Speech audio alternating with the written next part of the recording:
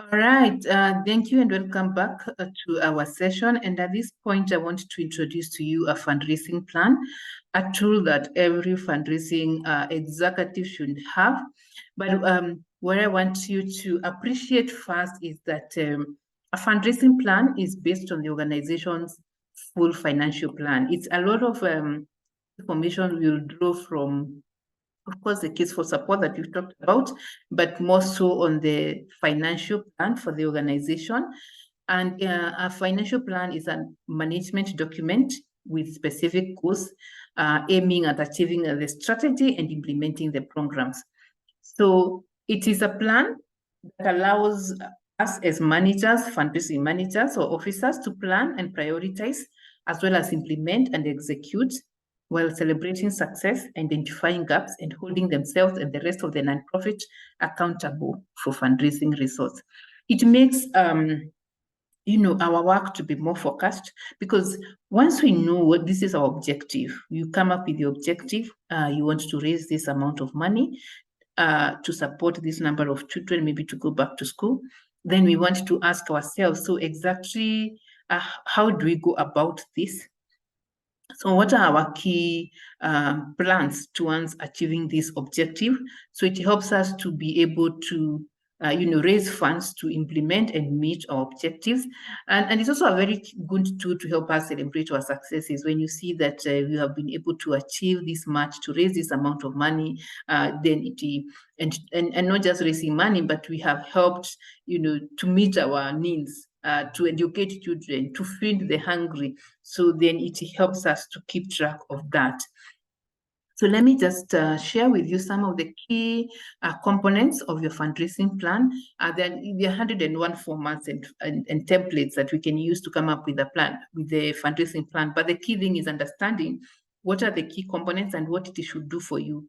So first is that the plan should be able to the financial need of the nonprofit overall and by program or activity.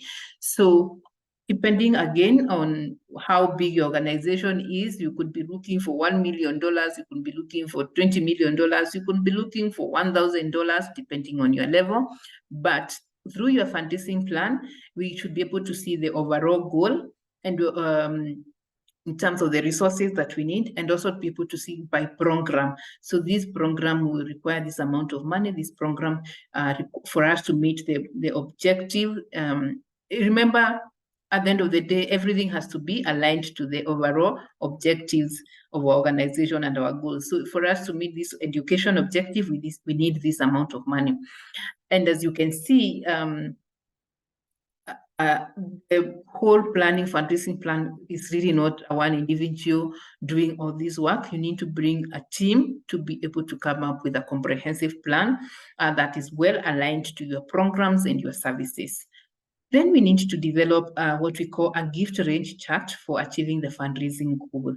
I know I introduced this, but just in case it's not very familiar, a gift range chart is a chart that shows the different levels of giving.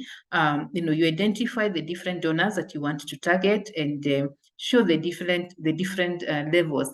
What I mean by that, it's a document that, for example, if you want to raise, let's say $1 million US dollars, then you want to ask yourself, based on the donors that you have, how many people do you need? You have to it's a planning tool. So you can say that I need to target maybe 5 people to give me maybe $100,000. I need to target another team of people to give me, this amount of money. I think the end goal is that you have an idea of the different levels that you want to target, the levels of giving for you to be able to raise your overall financial goal. And what I will do, just to give you a better picture of that, I will put a sample of a gift range chart in our resource materials. And then the other component that your fundraising plan must show is a description of the gift markets, or who are likely to give these resources. Is it, are you targeting individual donors? Are you targeting foundations? Are you targeting corporations? So So a description of who are these and the fundraising goes within each market. So if it's individual donors, how much money are you targeting to raise from individual donors? If it's foundations, the states, corporations. So based on your overall objective or goal as an organization to raise this amount of money, then you can say, I want to raise this amount from corporations. But then again, as I said, it depends on the level of the organization. For a startup, you could just focus on just one type of donor. You don't want to spread yourself thin, because for some other organizations, you have a fundraising team, one who deals with corporates, one who deals with individuals, another one who deals with the foundation. So again, you may not, it really depends at your level. Then your fundraising plan should be able to show the list of foundations and corporations and the grant, gift and sponsorship amounts that will be requested from those funders. So if you have once you identify who are these people in the market that you want to target, then you want to go into the details. And if possible, if you're able, you can even identify a specific foundation that you're going to target to raise a specific amount of money, maybe for your sponsorship program. So you want to be very specific. We are targeting to raise this amount of money from this corporate or from the corporate world. So something that guides you in your planning and in your work. The fundraising plan, again, should be able to show the vehicles that you're going to utilize, or the strategies, which will, again, as we go along, we will come across various strategies. But your plan is to identify these strategies that you're going to use to raise the resources. Are we going to be having one-on-one meetings with the donors? Are you going to do a special event? Are we going to do annual fund letters where we send out letters to people, whether it's on email or not? Requesting for specific amounts of money? Are you going to do digital fundraising? Are we going to do grant proposals? Are we going to do sponsorship requests? So your fundraising plan should have an idea of how you're going to raise these resources. But then again, I know there are many different other strategies and innovative ideas that we'll be discussing also in details as we go along the way. But in principle, these are the common methods that we are going to use to raise resources, and we need to be able to identify them at the start or in our fundraising plan. Our fundraising plan should have a specific timeline for implementing each vehicle. So again, we cannot say we are going to use all the vehicles. It depends with your organization and your capacity. So you should be able to say, maybe by the end of this year, I'm going to have written 2 grant proposals. I'm going to have written, maybe to have held 1 annual event, and it's going to be held every year during this month. I'm going to be holding a one-on-one meeting with potential donors every quarter or every month. As in, you want to be as specific as possible. You want to plan out your calendar very well.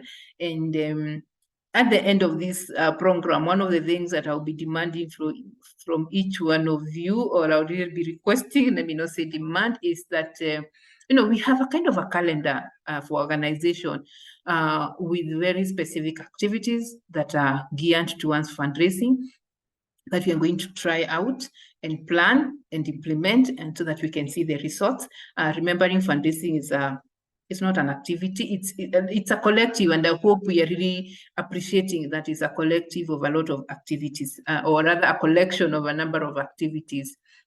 Then we want to show the description of board and staff responsibilities for the implementation plan. The fundraising plan should show who is responsible for this.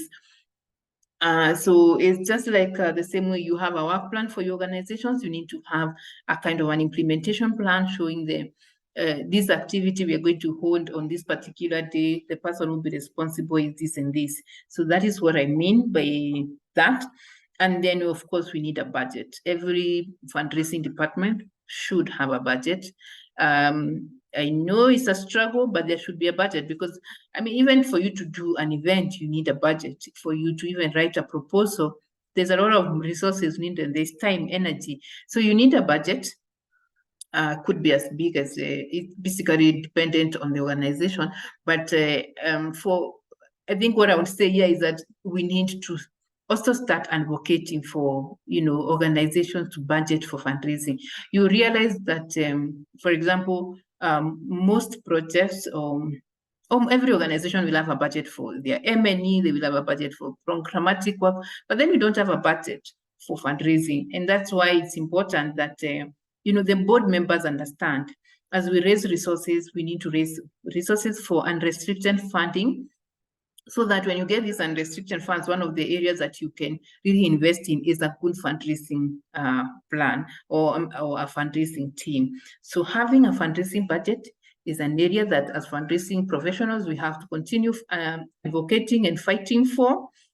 Really showing people the importance of this, because if we do not invest money, we will also not be able to grow our organizations. And as you know, fundraising is really the heartbeat of our organizations. Yeah, so that is how a fundraising plan basically looks like. And this is a very simple template, but I will share with you proper detailed templates. But basically, like you're saying, a simple one could look like this. You have the different sources, the individual, you want to show how much money do you want to raise from individuals, and restricted amount. For programmatic work, program one, maybe program one amount.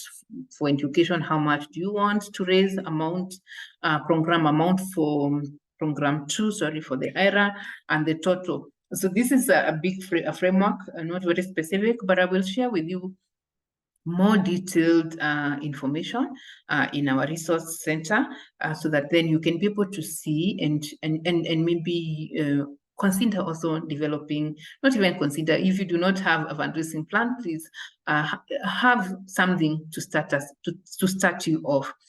And yeah, I think that brings me to the end of this session. I want to really thank you and appreciate you.